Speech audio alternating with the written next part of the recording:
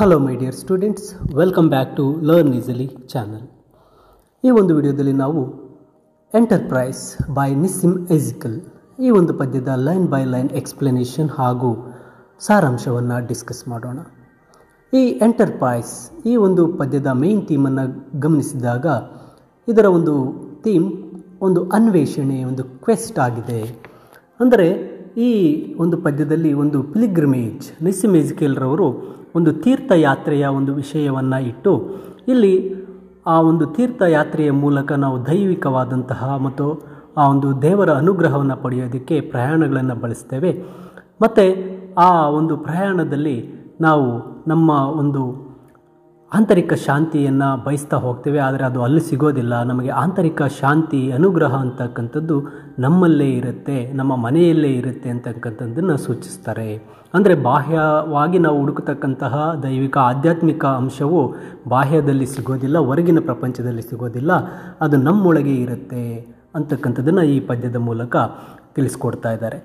ಇಲ್ಲಿ ಆ ಮೊದಲ ಒಂದು ಸ್ಟ್ಯಾನ್ಸಾದಲ್ಲಿ ಹೇಳ್ತಾ ಇದ್ದಾರೆ, It started as a pilgrimage, exalting minds and making all the burdens light. The second stage explored but did not test the call. The sun beat down to match our rage. ನೋಡಿ, ಇಲ್ಲಿ ಮೊದಲ ಒಂದು ಸ್ಟ್ಯಾನ್ಸದಲ್ಲಿ ಹೇಳ್ತಾ ಇರ್ತಕ್ಕಂಥದ್ದು ಒಂದು ತೀರ್ಥಯಾತ್ರೆಯಾಗಿ ಪ್ರಾರಂಭವಾಗಿದೆ. It started as A pilgrimage, ಒಂದು ತೀರ್ಥಯಾತ್ರೆಯ ಪ್ರಾರಂಭವಾಗಿದೆ. ಅಂದರೆ ಈ ಒಂದು ಪದ್ಯ ಒಂದು ಪ್ರಯಾಣದ ಆರಂಭವನ್ನು ಸೂಚಿಸ್ತಾ ಇದೆ. ಇದನ್ನು ನಾವು ಆಧ್ಯಾತ್ಮಿಕ ಅನ್ವೇಷಣೆ ಅಥವಾ ಒಂದು ಪ್ರಮುಖ ಉದ್ದೇಶದೊಂದಿಗೆ ಅವರೊಂದು ಯಾತ್ರೆಯನ್ನು ಪ್ರಾರಂಭಿಸಿದ್ದಾರೆ ಅಂತಕ್ಕಂಥದ್ದು ಅರ್ಥ ಆಗುತ್ತೆ. ಎಕ್ಸಾಲ್ಟಿಂಗ್ ಮೈಂಡ್ಸ್ ಆ್ಯಂಡ್ ಮೇಕಿಂಗ್ ಆಲ್, ಅಂದರೆ ನಮ್ಮ ಮನಸ್ಸನ್ನು ಉನ್ನತೀಕರಿಸಿಕೊಳ್ಳಲು ನಾವು ಹೊರಟಿದ್ದೇವೆ ಅಂತಕ್ಕಂಥದ್ದು. ಅಂದರೆ ಈ ಯಾತ್ರೆಯು ಭಾಗವಹಿಸುವವರ ಮನಸ್ಸನ್ನು ಶುದ್ಧೀಕರಿಸುವುದು ಮತ್ತು ಅದನ್ನು ಉನ್ನತೀಕರಿಸುವ ಒಂದು ಉದ್ದೇಶವನ್ನು ಹೊಂದಿದೆ ಅಂತ ಹೇಳ್ತಾ ಇದ್ದಾರೆ. ದ ಬರ್ಡನ್ಸ್ ಲೈಟ್, ಭಾರವನ್ನು ಹಗುರಗೊಳಿಸುತ್ತೆ. ಇಲ್ಲಿ ಆಧ್ಯಾತ್ಮಿಕ ಅನ್ವೇಷಣೆಯು ಜೀವನದ ಕಷ್ಟಗಳನ್ನು ಹಗುರಗೊಳಿಸುತ್ತೆ ಮತ್ತು ಅದು ಒಂದು ಆಶಾವಾದವನ್ನು ನೀಡುತ್ತೆ ಅಂತಕ್ಕಂಥದ್ದು ಈ ಸಾಲಿನ ಅರ್ಥ. ದ ಸೆಕೆಂಡ್ ಸ್ಟೇಜ್ ಅಂದರೆ ಇದು ಪ್ರಯಾಣದ ಒಂದು ಹೊಸ ಹಂತವನ್ನು ಸೂಚಿಸುತ್ತೆ. ಅಲ್ಲಿ ಹೊಸ ಸವಾಲುಗಳು ಎದುರಾಗುತ್ತೆ ಅಂತಕ್ಕಂಥದ್ದನ್ನು ಹೇಳ್ತಾರೆ. Explored but did not test the call, ಅನ್ವೇಷಣೆ ಮಾಡ್ತಾ ಇದ್ದೇವೆ, ಅದನ್ನು ಇನ್ನೂ ಪರೀಕ್ಷೆ ಮಾಡಿಲ್ಲ ಅಂತ. ಅನ್ವೇಷಣೆ ಮುಂದುವರಿತಾ ಇದೆ, ಆದರೆ ಅವರ ಉದ್ದೇಶ, ನಿಜವಾದ ಪರೀಕ್ಷೆ ಇನ್ನೂ ಸಹ ಪ್ರಾರಂಭ ಆಗಿಲ್ಲ ಅಂತಕ್ಕಂಥದ್ದು ಗೊತ್ತಾಗುತ್ತೆ. The sun beat down to match our rage, ಸೂರ್ಯನು ನಮ್ಮ ಕೋಪಕ್ಕೆ ತಕ್ಕಂತೆ ಕೆಳಗಿಳಿದಿದ್ದಾನೆ ಅಂತ. ಅಂದರೆ ಕಠಿಣ ವಾತಾವರಣವು ಗುಂಪಿನೊಳಗೆ ಬೆಳೆಯುತ್ತಿರುವ ಆಂತರಿಕ ಒತ್ತಡ ಮತ್ತು ಕೋಪವನ್ನು ಪ್ರತಿಬಿಂಬಿಸುತ್ತೆ ಅಂತ ಹೇಳ್ತಾ ಇದ್ದಾರೆ. ಅಂದರೆ ಸವಾಲುಗಳು ಇಲ್ಲಿ ತೀವ್ರಗೊಳ್ತಾ ಇದ್ದಾವೆ. ಅಂದರೆ ಒಂದು ಪಿಲಿಗ್ರಿಮೇಜ್ ಸ್ಟಾರ್ಟ್ ಆಗಿದೆ, ಅವರು ಒಂದು ಆಧ್ಯಾತ್ಮಿಕ ಶಕ್ತಿ, ದೈವಿಕ ಶಕ್ತಿ, ಒಂದು ಅನುಗ್ರಹಕ್ಕಾಗಿ ಹೋಗ್ತಾ ಇದ್ದಾರೆ. ಆದರೆ ಅವರ ಒಂದು ವಾತಾವರಣ, ಸೂರ್ಯನ ಒಂದು ಬಿಸಿಲು ಏನಾಗ್ತಾ ಇದೆ, ಅವರಲ್ಲಿ ಒಂದು ಆಂತರಿಕ ಒತ್ತಡವನ್ನು ತರ್ತಾ ಇದೆ, ಒಂದು ಕೋಪವನ್ನು ಅವರಲ್ಲಿ ಹೆಚ್ಚು ಮಾಡ್ತಾ ಇದೆ ಅಂತಕ್ಕಂಥದ್ದು ಹೇಳ್ತಾರೆ. ಇನ್ನು ಸೆಕೆಂಡ್ ಸ್ಟ್ಯಾನ್ಸಾಗೆ ಬಂದಾಗ, we stood it very well, I thought, observed and put down copious notes on things the peasants sold and bought, the way of serpents and of goats, 3 cities where a sage had thought. ನೋಡಿ, ಇಲ್ಲಿ ಎರಡನೇ ಸ್ಟ್ಯಾನ್ಸದಲ್ಲಿ ಅವರು ಪ್ರಯಾಣ ಮುಂದುವರಿಸ್ತಾ ಇದ್ದಾರೆ. ನಾನು ಅದನ್ನು ಚೆನ್ನಾಗಿ ನಿಭಾಯಿಸಿದ್ದೇನೆ ಅಂತ ನಾನು ಭಾವಿಸ್ತಾ ಇದ್ದೇನೆ. ಅಂದರೆ ಪ್ರಾರಂಭದಲ್ಲಿ ಗುಂಪು ಸವಾಲುಗಳನ್ನು, ಅವರು ಹೋಗ್ತಕ್ಕಂಥ ದಾರಿಯಲ್ಲಿ ಬರ್ತಕ್ಕಂಥ ಸಮಸ್ಯೆಗಳನ್ನು ಚೆನ್ನಾಗಿ ಎದುರಿಸಿ ಮುಂದೆ ಹೋಗ್ತಾ ಇದ್ದಾರೆ ಅಂತ ಅವರು ಹೇಳ್ತಾ ಇದ್ದಾರೆ.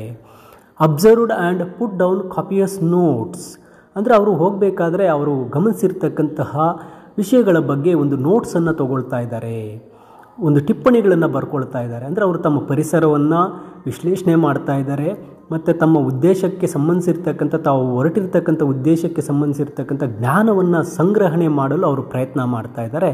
On things the peasants sold and bought, ಅಂದರೆ ಅವರು ಹೋಗಬೇಕಾದ್ರೆ ಆ ದಾರಿಯಲ್ಲಿ ರೈತರು ಮಾರಿದ ಮತ್ತು ಅವರು ಖರೀದಿಸಿದ ವಿಷಯಗಳ ಬಗ್ಗೆ ಅವರು ಗಮನ ಹರಿಸ್ತಾ ಇದ್ದಾರೆ. ಅಂದರೆ ಅವರು ಸಾಮಾನ್ಯ ಜನರ ದೈನಂದಿನ ಜೀವನದ ಬಗ್ಗೆ ಗಮನ ಹರಿಸ್ತಾ ಇದ್ದಾರೆ. ಇದು ಅವರ ಅನ್ವೇಷಣೆಯ ಒಂದು ಭಾಗವಾಗಿರಬಹುದು.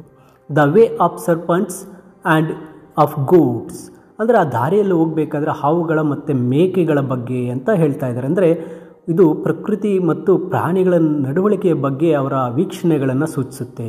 ಇದು ಅವರ ಯಾತ್ರೆಯ ನಿಶ್ಚಿತ ಗುರಿ ಮತ್ತು ಅದರ ಬಗ್ಗೆ ಗಮನ ಹರಿಸದೇ ಇರತಕ್ಕಂಥದ್ದನ್ನು ತೋರಿಸ್ತಾ ಇದೆ. 3 cities where a sage had thought, ಅವರು ಆ ಒಂದು 3 ನಗರಗಳ ಮೂಲಕ ಹೋಗ್ತಾ ಇದ್ದಾರೆ. ಅಂದರೆ ಅವರಿಗೆ ಒಬ್ಬ ಸೇಜ್, ಒಬ್ಬ ಋಷಿ ಏನು ಮಾಡಿದ್ದಾನೆ, ಆ 3 ನಗರಗಳ ಬಗ್ಗೆ ತಿಳಿಸಿದ್ದಾರೆ. ಅಂದರೆ ಅವರು ಆಧ್ಯಾತ್ಮಿಕ ಅಥವಾ ಒಂದು ಜ್ಞಾನದ ಸ್ಥಳಗಳಿಗೆ ಭೇಟಿ ನೀಡ್ತಾ ಇದ್ದಾರೆ. ಇದು ಅವರ ಅನ್ವೇಷಣೆಯ ಜ್ಞಾನವನ್ನು ಪಡೆಯೋದಕ್ಕಾಗಿ ಅವರು ಆ ಭೇಟಿಯನ್ನು, ಆ ಒಂದು ಯಾತ್ರೆಯನ್ನು ಕೈಗೊಂಡಿದ್ದಾರೆ, ಆ ಭೇಟಿಗಳನ್ನು ಮಾಡ್ತಾ ಇದ್ದಾರೆ. ಇನ್ನು 3ನೇ ಸ್ಟ್ಯಾನ್ಸಾಗೆ ಬಂದಾಗ, but when the differences arose on how to cross the desert patch we lost a friend whose stylish prose was quite the best of all our batch the shade of fall on us and grows. ನೋಡಿ, ಈ ಒಂದು ಸ್ಟ್ಯಾನ್ಸಸ್ದಲ್ಲಿ ಹೇಳ್ತಾ ಇದ್ದಾರೆ, ಅವರಲ್ಲಿ ಭಿನ್ನಾಭಿಪ್ರಾಯಗಳು ಉಂಟಾಗ್ತಾ ಇದೆ. ಅವರು ಹೋಗಿರ್ತಕ್ಕಂಥ ತೀರ್ಥಯಾತ್ರೆಯಲ್ಲಿ ಬಹಳಷ್ಟು ಜನರಿದ್ದಾರೆ. ಆ ಗುಂಪಿನೊಳಗೆ ಏನಾಗ್ತಾ ಇದೆ, ಭಿನ್ನಾಭಿಪ್ರಾಯಗಳು, ಅಂದರೆ ಗುಂಪಿನೊಳಗೆ ಆಂತರಿಕ ಸಂಘರ್ಷಗಳು ಪ್ರಾರಂಭ ಆಗ್ತಾ ಇದೆ. ಅವರ ಒಂದು ಏಕತೆಯನ್ನು ಅಡ್ಡಿಪಡಿಸ್ತಾ ಇದೆ. ಅಂದರೆ ಅವರು ಒಗ್ಗಟ್ಟು ಅಂತಕ್ಕಂಥದ್ದಲ್ಲಿ ಮುರಿದು ಹೋಗ್ತಾ ಇದೆ. On how to cross a desert patch, ಆ ಮರುಭೂಮಿಯ ಒಂದು ಭಾಗವನ್ನು ಹೇಗೆ ದಾಟಬೇಕು ಅಂತಕ್ಕಂಥದ್ದು. ಅಂದರೆ ಆ ಗುಂಪು ಹೋಗಬೇಕಾದ್ರೆ ಅಲ್ಲೊಂದು ದೊಡ್ಡ ಮರುಭೂಮಿಯ ಭಾಗ ಸಿಕ್ಕಿದೆ, ಅದನ್ನು ಅವರು ದಾಟಬೇಕಾಗಿದೆ. ಇದರ ಅರ್ಥ, ಒಂದು ನಿರ್ದಿಷ್ಟ ಸವಾಲನ್ನು ಎದುರಿಸಲು ಅವರು ಅಸಮರ್ಥರಾಗಿದ್ದಾರೆ. ಒಂದು ಕಠಿಣ ಹಾದಿಯನ್ನು ದಾಟಲು ಅವರಲ್ಲಿ ಭಿನ್ನಾಭಿಪ್ರಾಯಗಳು ಉಂಟಾಗ್ತಾ ಇದೆ ಆ ಗುಂಪಿನಲ್ಲಿ. ಆ ತೀರ್ಥಯಾತ್ರೆ, ಯಾವುದೇ ಯಾತ್ರೆಗಳು ಹೋದಾಗ ಈ ರೀತಿ ಆಗುತ್ತೆ ಅಂತಕ್ಕಂಥದ್ದು ಹೇಳ್ತಾ ಇದ್ದಾರೆ. We lost a friend who stylish prose, ನಾವು ನಮ್ಮ ಒಬ್ಬ ಸ್ನೇಹಿತನನ್ನು ಕಳ್ಕೊಂಡ್ವಿ, ಅವನ ಒಂದು ಸೊಗಸಾದಂತಹ ಪ್ರೋಸ್, ಗದ್ಯವನ್ನು ನಾವು ಕಳ್ಕೊಂಡಿದ್ದೇವೆ ಅಂತ. ಅಂದರೆ ಕವಿತೆ ಇಲ್ಲಿ ಒಂದು ಅರ್ಥದಲ್ಲಿ ಹೇಳಬೇಕಾದ್ರೆ, ಗುಂಪಿನಿಂದ ಒಬ್ಬ ಸದಸ್ಯ ನಿರ್ಗಮನ, ಹೊರಟೋಗಿದ್ದಾನೆ, ಅವರ ಗುಂಪನ್ನು ಬಿಟ್ಟು ಹೊರಟೋಗಿದ್ದಾನೆ. ಅವನು ನೈತಿಕ ಒಂದು ಸ್ಥೈರ್ಯದ ಕುಸಿತವನ್ನು ಇಲ್ಲಿ ಹೇಳ್ತಾ ಇದೆ. ಇಲ್ಲಿ ಸಾಮರಸ್ಯದ ನಷ್ಟವನ್ನು ಸೂಚಿಸ್ತಾ ಇದೆ. ಅವರ ಗುಂಪಲ್ಲಿರ್ತಕ್ಕಂಥ ಒಬ್ಬ ಜ್ಞಾನಿ, ಒಬ್ಬ ಸೊಗಸಾಗಿ ಪದ್ಯ ಬರೀತಕ್ಕಂಥ ವ್ಯಕ್ತಿ ಅವರನ್ನು ಬಿಟ್ಟು ಹೋಗಿದ್ದಾನೆ. Was quite the best of all our batch, ಆ ನಮ್ಮ ಗುಂಪಿನಲ್ಲಿರ್ತಕ್ಕಂಥ ಎಲ್ಲ ವ್ಯಕ್ತಿಗಳಲ್ಲಿ ಆತ ತುಂಬ ಜ್ಞಾನಿಯಾಗಿದ್ದ, ತುಂಬ ಸ್ಟೈಲಿಶ್ ಆಗಿ ಪ್ರೋಸನ್ನು ಬರೀತಾ ಇದ್ದ, ಆತ ನಮ್ಮನ್ನು ಬಿಟ್ಟು ಹೋಗಿದ್ದಾನೆ ಅಂತ. ಅಂದರೆ ಆ ವ್ಯಕ್ತಿಯ ನಿರ್ಗಮನ ಅಂತಕ್ಕಂಥದ್ದು ಆ ಗುಂಪಿಗೆ ಬಹುದೊಡ್ಡ ನಷ್ಟವಾಗಿದೆ ಅಂತ ಸೂಚಿಸ್ತಾ ಇದೆ. ಬಹುಶಃ ನಾಯಕತ್ವ, ಆ ಒಂದು ಗುಂಪಿನಲ್ಲಿ ನಾಯಕನ ಮತ್ತು ಆ ಒಂದು ನಿರ್ದೇಶನ ಪಾತ್ರ ವಹಿಸ್ತಾ ಇರ್ತಕ್ಕಂಥ ವ್ಯಕ್ತಿ ಆ ಗುಂಪಿನಿಂದ ಬಿಟ್ಟು ಹೋಗಿದ್ದಾನೆ, ಆ ತೀರ್ಥಯಾತ್ರೆಯ ಜನರಿಂದ ಬಿಟ್ಟು ಹೋಗಿದ್ದಾನೆ. A shadow falls on us and grows, ನಮ್ಮ ಮೇಲೆ ಒಂದು ನೆರಳು ಬಿಟ್ಟು ಅದು ಬೆಳೀತಾ ಇತ್ತು. ಅಂದರೆ ಇದರ ಅರ್ಥ, ಪ್ರಯಾಣದಲ್ಲಿ ಕಷ್ಟಗಳು ಬೀಳ್ತಾ ಇದೆ, ಬರ್ತಾ ಇದೆ, ಮತ್ತು ಹತಾಶೆಗಳು ಹೆಚ್ಚಾಗ್ತಾ ಇದೆ ಅಂತಕ್ಕಂಥದ್ದನ್ನು ಇಲ್ಲಿ ಹೇಳ್ತಾ ಇದ್ದಾರೆ. ಶಾಡೋ ಫಾಲ್ಸ್ ಆನ್ ಅಸ್, ನೆರಳುಗಳನ್ನು ಮೇಲೆ ಬಿತ್ತು ಬೆಳೀತಾ ಇದೆ. ಅಂದರೆ ನಮ್ಮ ಮೇಲೆ ಕಷ್ಟಗಳು, ನಮ್ಮ ಪ್ರಯಾಣದಲ್ಲಿ ಕಷ್ಟಗಳು ಪ್ರಾರಂಭವಾದವು, ನಮ್ಮಲ್ಲಿ ಹತಾಶೆಗಳು ಹೆಚ್ಚಾಯ್ತಾ ಹೋಗ್ತಾ ಇದ್ದವು ಅಂತ ಹೇಳ್ತಾ ಇದ್ದಾರೆ. ಇನ್ನು 4th ಸ್ಟ್ಯಾನ್ಸಾಗೆ ಬಂದಾಗ, another phase was reached when we were twice attacked and lost our way, a section claimed its liberty to leave the group, I tried to pray, our leaders said he smelt the sea. ನೋಡಿ, ಇಲ್ಲಿ 4ನೇ ಪ್ಯಾರಾದಲ್ಲಿ ಹೇಳ್ತಾ ಇದ್ದಾರೆ, another phase was reached, ನಾವು ಇನ್ನೊಂದು ಕಷ್ಟಕರಾದ ಹಂತವನ್ನು ನಾವು ತಲುಪಿದೆವು ಅಂತ. ಈಗಾಗಲೇ ಒಂದು ಕಷ್ಟ, ಒಂದು ಡೆಸರ್ಟನ್ನು ಪಾಸ್ ಮಾಡಿದ್ರು, ಒಬ್ಬ ಸಹಚರ, ಒಬ್ಬ ನಾಯಕ ಇರಬಹುದು, ಆತನನ್ನು ನಾವು ಕಳ್ಕೊಂಡ್ವಿ, ನಾವು ಇನ್ನೊಂದು ಕಷ್ಟಕ್ಕೆ ಹಂತಕ್ಕೆ ಹೋಗಿದ್ದೇವೆ.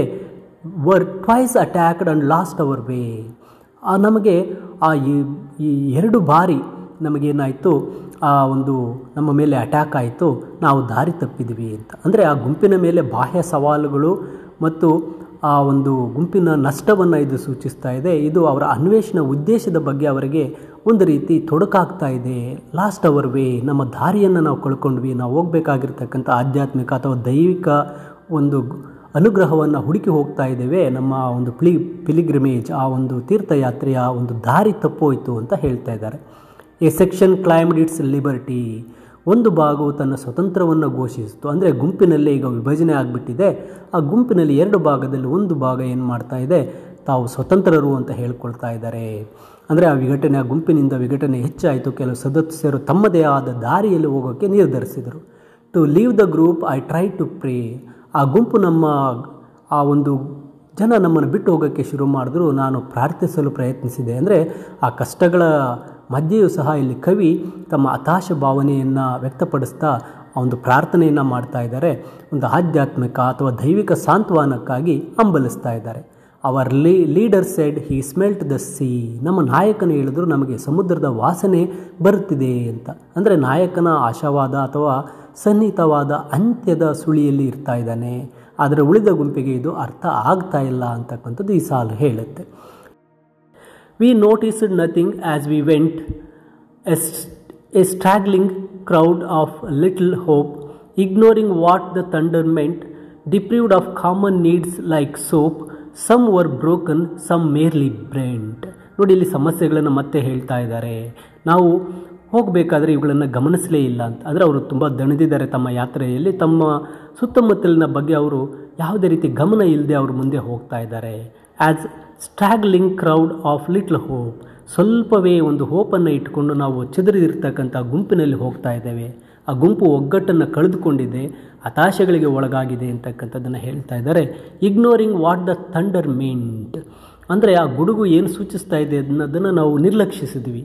ಅಂದರೆ ಅವರು ಅಪಾಯದ ಸಂಕೇತಗಳನ್ನು ಅಥವಾ ಪ್ರಮುಖ ಸಂದೇಶಗಳನ್ನು ನಿರ್ಲಕ್ಷಣೆ ಮಾಡಿ ತಮ್ಮ ಅನ್ವೇಷಣೆಯಲ್ಲಿ ಸಂಪೂರ್ಣವಾಗಿ ಕಳೆದು ಹೋಗಿದ್ದಾರೆ. Deprived of common needs like soap, ನಮ್ಮ ಸಾಮಾನ್ಯ ಅಗತ್ಯಗಳಾಗಿರ್ತಕ್ಕಂಥ ಸಾಬೂನಿನಿಂದ ಕೂಡ ನಾವು ವಂಚಿತರಾಗಿದ್ದೀವಿ ಅಂತ. ಅಂದರೆ ಅವರ ಪರಿಸ್ಥಿತಿ ತುಂಬ ಕೆಟ್ಟದಾಗಿದೆ. ಅಂದರೆ ಅವರ ಮೂಲಭೂತ ಸ್ವಚ್ಛತೆಗೆ ಸಹ ಅವರು ಹೊಂದಿರಲಿಲ್ಲ. ಅವರು ತುಂಬ ಹತಾಶ ಸ್ಥಿತಿಯನ್ನು ಈ ಸಾಲು ತೋರಿಸ್ತಾ ಇದೆ. Some were broken, some merely bent, ಕೆಲವರು ಮುರಿದೋದ್ರು, ಕೆಲವರು ಬಾಗಿದರು. ಅಂದರೆ ಆ ಪ್ರಯಾಣದ ಕಷ್ಟಗಳಿಂದ ಕೆಲವರು ಸಂಪೂರ್ಣವಾಗಿ ಹತಾಶರಾದರು, ಆದರೆ ಇತರರು ಇನ್ನೂ ಸ್ವಲ್ಪ ಶಕ್ತಿಯನ್ನು ಹೊಂದಿ ಮುಂದೆ ಹೋಗ್ತಾ ಇದ್ದಾರೆ ಅಂತ. ಇನ್ನು ಕೊನೆಯ ಪ್ಯಾರ 6ಗೆ ಬಂದಾಗ, when finally we reached the place we hardly know why we were there, the trip had darkened every face, our deeds were neither great nor rare, some home is where we have to gather grace. ನೋಡಿ, ಈ ಸಾಲಿನಲ್ಲಿ ಹೇಳ್ತಾ ಇದ್ದಾರೆ, ನಾವು ಕೊನೆಯದಾಗಿ ನಮ್ಮ ಅಂತಿಮವಾದ place, ನಮ್ಮ ತೀರ್ಥಯಾತ್ರೆಯ ಅಂತಿಮ ಸ್ಥಳವನ್ನು ತಲುಪಿದಾಗ ನಮ್ಮ ಸ್ಥಿತಿ ಏನಾಗಿತ್ತಪ್ಪ ಅಂದರೆ, ಅವರ ಒಂದು ಆ ಸ್ಥಳವನ್ನು, ಗಮ್ಯವನ್ನು ತಲುಪಿದಾಗ ನಾವು ಅಲ್ಲಿ ಏಕಿದ್ದೇವೆ ಅನ್ನೋದು ಅವರಿಗೆ ಗೊತ್ತಾಗಲಿಲ್ಲ. We hardly know why we were there, ನಾವು ಅಲ್ಲಿ ಏಕಿದ್ದೀವಿ ಅನ್ನೋದು ನಮಗೆ ಮರ್ತೋಗಿದ್ದೀವಿ ಅಂತ. ಅನ್ವೇಷಣೆಯ ಉದ್ದೇಶ ದಾರಿಯುದ್ದಕ್ಕೂ ಕಳೆದು ಹೋಗಿದೆ ಅಂತ ಇದು ಸೂಚಿಸುತ್ತೆ. ಅವರ ಪ್ರಯಾಣ, ಅವರ ಉದ್ದೇಶ ಇಲ್ಲಿ ಮರೆತು ಹೋಗಿದೆ ಅಂತಕ್ಕಂಥದ್ದು ಹೇಳ್ತಾ ಇದ್ದಾರೆ. The trip had darkened every face, ಆ ಒಂದು ಪ್ರಯಾಣ ಎಲ್ಲರ ಮುಖವನ್ನು ಕಪ್ಪಾಗಿಸಿತ್ತು. ಅಂದರೆ ಇದರರ್ಥ ಎಲ್ಲರೂ ದೈಹಿಕವಾಗಿ, ಮಾನಸಿಕವಾಗಿ ಪ್ರಯಾಣದ ಕಷ್ಟಗಳನ್ನು ಅವರು ಅನುಭವಿಸಿ ಅವರು ತುಂಬ ಆಯಾಸಗೊಂಡಿದ್ದಾರೆ. ಆದ್ದರಿಂದ ಅವರ ಮುಖಗಳು ಬದಲಾಗಿದೆ ಅಂತ ಹೇಳ್ತಾ ಇದ್ದಾರೆ. Our deeds were neither great nor rare, ನಮ್ಮ ಕಾರ್ಯಗಳು ಶ್ರೇಷ್ಠವಾಗಿಯೂ ಇಲ್ಲ, ಆದರೆ ಅಷ್ಟು ವಿರಳವಾಗಿಯೂ ಇಲ್ಲ ಅಂತ. ಅಂದರೆ ಅವರು ಸಾಧಿಸಿದ ಒಂದು ರಿಸಲ್ಟ್ಸ್, ಫಲಿತಾಂಶಗಳು ಗಮನಾರ್ಹವಾಗಿಲ್ಲ, ಅವರು ಇಂಪಾರ್ಟೆನ್ಸ್ ಆಗಿಲ್ಲ, ಅವರ ನಿರೀಕ್ಷೆಗಳು ಪೂರೈಕೆ ಆಗಲಿಲ್ಲ ಅಂತ ಹೇಳ್ತಾ ಇದ್ದಾರೆ. ಅವರು ತೀರ್ಥಯಾತ್ರೆಯನ್ನು ಕೈಗೊಂಡಿರ್ತಕ್ಕಂಥ ಉದ್ದೇಶ ಸರಿಯಾಗಿ ಅಲ್ಲಿ ಪೂರೈಸಲಿಲ್ಲ ಅಂತ ಒಪ್ಕೊಳ್ತಾ ಇದ್ದಾರೆ. ಕೊನೆಯದಾಗಿ ಹೇಳ್ತಾರೆ, home is where we have to gather grace, ನಾವು ಯಾವುದೇ ಒಂದು ಅನುಗ್ರಹವನ್ನು ಪಡಿಬೇಕಾದರೆ ಸರಿಯಾದ ಸ್ಥಳವೇ ಮನೆ.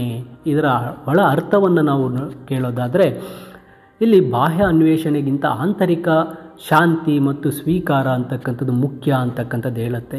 ನಿಜವಾದ ಅನುಗ್ರಹ ಅಥವಾ ತೃಪ್ತಿಯು ಹೊರಗಿನ ಪ್ರಯಾಣದಲ್ಲಿರೋದಿಲ್ಲ, ಆದರೆ ಮನೆಯಲ್ಲಿ ಕಂಡು ಬರ್ತಕ್ಕಂತಹ ಆಂತರಿಕ ಜ್ಞಾನ ಮತ್ತು ಅದನ್ನು ಸ್ವೀಕರಿಸುವಂತಹ ಮನಸ್ಸಿನಲ್ಲಿರುತ್ತೆ ಅಂತಕ್ಕಂಥದ್ದನ್ನು ಈ ಒಂದು ಕೊನೆಯ ಸಾಲಿನಲ್ಲಿ ತಿಳಿಸಿರ್ತಾರೆ. ಮೈ ಡಿಯರ್ ಸ್ಟೂಡೆಂಟ್ಸ್, ಕನ್ನಡದ ಈ ಎಕ್ಸ್ಪ್ಲನೇಷನ್ನೊಂದಿಗೆ ಇಂಗ್ಲೀಷ್ ಸಮರಿಯ PDF ವಿಡಿಯೋದ ಡಿಸ್ಕ್ರಿಪ್ಷನ್ನಲ್ಲಿದೆ, ನೀವು ಡೌನ್ಲೋಡ್ ಮಾಡಿಕೊಳ್ಳಬಹುದು. ಹೆಚ್ಚಿನ ವಿಡಿಯೋಗಳಿಗೆ ತಪ್ಪದೇ ಲರ್ನ್ ಈಸಿಲಿ ಚಾನಲ್ಗೆ ಸಬ್ಸ್ಕ್ರೈಬ್ ಮಾಡಿ ಅಂತ ತಿಳಿಸುತ್ತಾ ಎಲ್ಲರಿಗೂ ಧನ್ಯವಾದಗಳು.